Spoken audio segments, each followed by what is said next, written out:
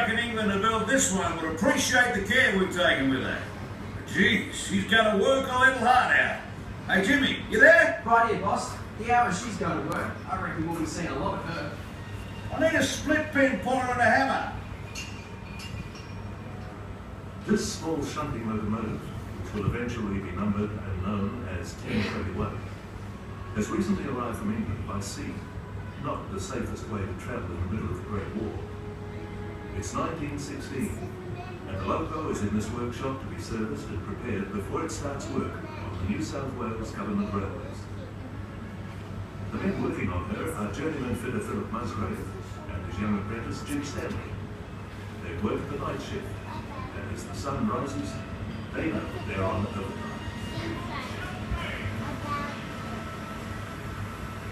You need to get the oil can and make sure the bloody valve gear is properly topped up.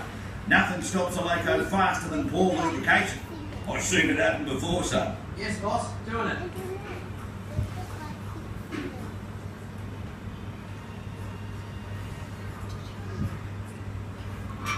Could you pass me a 14-pound sledgehammer, boss? Suppose so. Jeez, just missed me noggin that tip. What's up, boss? You crook or something? Jimmy. My boy Daddy shipped out to the Western Front yesterday. His mum and me are worried sick, I can tell you. Just turned 18, he has. He's just a kid. Now he's in a uniform carrying a gun and off to meet the Hun. My 18th birthday's in January, boss, and I'm going to join up the same day. Can't wait to get me army clobber, get me gun and me bayonet, and head off to see the world. You'll see a lot you don't want to see, son, believe me. My Denny was doing well with the railways. Loved the job. Until this bloody war came along. You going to join up, boss? You want to join up?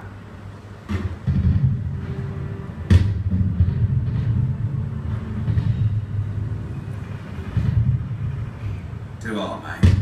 Anyways, lost my old man in the South African War in 1900, and my younger brother who delivered me. Good railway men, and then they died. For what? With a population of only 5 million people, almost 500,000 Australians enlisted and volunteered to fight against Germany. Of those, 60,000 were killed, and 156,000 were wounded, gassed, or taken prisoner.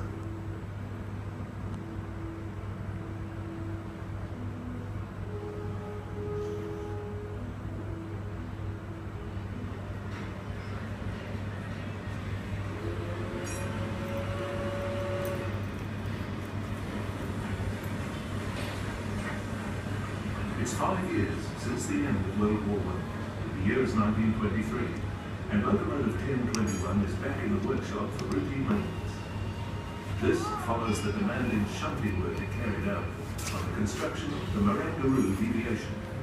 The 974-metre tunnel was recently opened, and the little loco can take a rest while being serviced.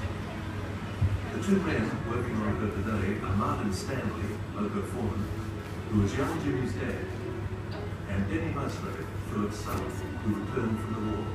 Jimmy sadly did not. Hey mate, I guess you and the wife missed Jimmy a real lot. My dad told me you died at Pozieres in France. And we didn't miss him a hell of a lot. Your dad and Jimmy were the first railway blokes to work on this little loco back in 1916. Jimmy only worked in it for a couple of weeks, but lovely like it was his own. You hungry, mate? You do with a bite. I've got a jar of this great new stuff. Vegemite. Vegemite, you want to try it? No way, mate. I don't eat nothing that's black. I'll stick to jam, thanks. It is 1932, and the soon-to-be-open Sydney Harbour Bridge's load-bearing capacity is being tested by 19-class and standard goods locomotives, all steam-powered, and larger and heavier than 1021, and all had tenders. The first loco to cross the bridge is 1905, which is a part of the Trainworks collection here.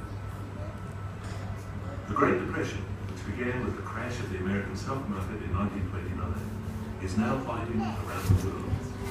Almost 1/3 of the Australian workforce is unemployed. The construction of the Harbour Bridge continues. However, the men had their working hours cut so that more could be employed. This earned the bridge the nickname of the Iron Lung. Family ties continue with the New South Wales Government Railway. Kenny Musgrave is now loco foreman in the workshop, and Jimmy Stanley's younger brother Luke has just completed his apprenticeship as a fitter. Well, how about that bridge, eh, Denny? The Sydney Harbour Bridge. Sounds sort of important, don't it, boss? It's pretty damn big. Took nearly 10 years to build. You know, they say that Dr. J.J.C. Bradfield was a genius, but it's all in the name, mate. Anyone with the name John Job Crew Bradfield could build a bridge. You having me on, right? No, mate, fair dinkum, that was the old fella's name. Except, he pronounced it John Job Crew. Can't say blame him, really. Hey, boss, did you know, well, I read it, that there are only 4 motor cars in North Sydney? So, what do they want a bridge for? And since when do you read? Let me tell you, Sonny, the Great Sydney Harbour Bridge has been built for the railways, not just for cars. The railways of New South Wales will be the finest in the world.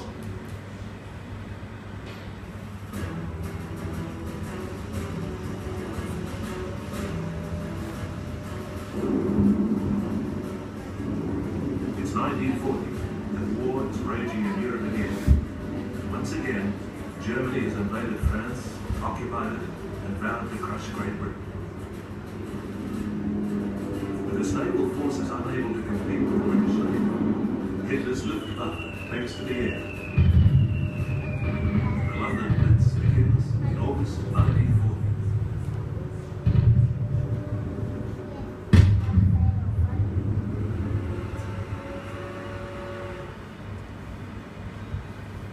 How long did Luke work here, boss?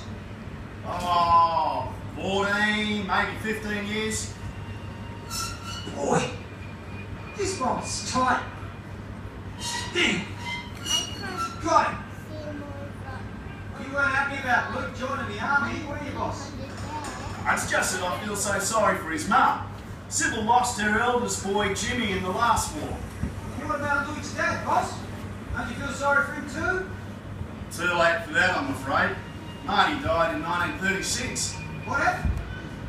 Well, he was sitting in the members' stand at the Sydney Cricket Ground watching Don Bradman's team playing the second Ashes Test against England. And he had a massive heart attack. I only hope he lived long enough to see the Don batting.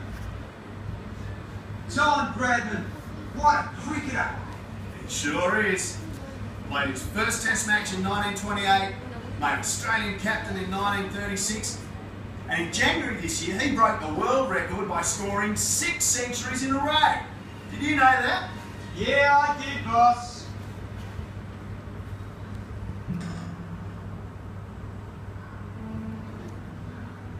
In 1962, after 46 years of hard work and loyal service, Loco 1021 was transported by road to Catherine Hill Bay, just south of Newcastle, near Lake Macquarie. Her job there is to shunt wagons of coal for loading on the ships. Bertie McGregor is now Loco foreman, and his apprentice is a new young bloke, Basil Small. You know, this old girl's been shunting rolling stock in New South Wales since 1916. Since 1916? Geez, that's 46 years ago. She's older than my dad. These days she's working coal in the beautiful little seaside town of Catherine Hill Bay. Yeah, I know the place, boss. Been surfing there.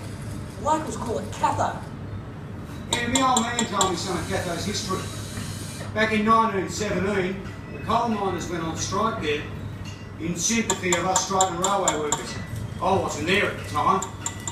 They reckon it was bloody ugly. Ugly? Like how? Well, the government set in strike breakers, you know, scabs to work the mine. Then a train was derailed on purpose. The jetty was blown up after that. There were police crawling all over the place like ants on a dead wombat. One of the old blokes told me that there was all sorts of strife with the Brooklyn Railway Bridge. Not all that far from Catho. Yeah, too right, mate. It was called the Hawkesbury River Bridge. And the Yanks were given the job. They named it the Brooklyn Bridge. And it opened back in 1889 with great fanfare. And after spending hundreds of thousands of bloody pounds, you know, on its construction, blow me down, 36 years later, it was found to be horribly inadequate, if not plain bloody dangerous. They kept running rolling stock over it? You know, they patched her up as best they could, and then they realised they had to build a whole new one. Yeah, the construction on that started in 1939 by Aussies. It was opened in 1946, and that one still stands there today, mate. Right? It's older than the one that the Yanks built. It's still in great shape. Strong as an ox. After a few more missions in the Hunter Valley, locomotive 1021 was retired November 1970 after 54 years of tireless service. It has now been conserved for posterity, along with all the other locos and carriages of yesteryear, right here in Thurles. The state of New South Wales has a long, very rich and very colourful railway history, and much of that history is proudly on show for you and for future generations here at Trainworks. As you walk around and enjoy the trains, think about the people who drove them, fired them up, serviced them, and the people who travel in them, the royalty, the governors general, and the lowliest workers. One of Australia's most popular Prime Ministers, Ben Chipley, was a locomotive driver before entering Parliament. Since 1855, railways have been a lifeline for the people of New South Wales. And they continue to be our lifeline today, and of course, tomorrow.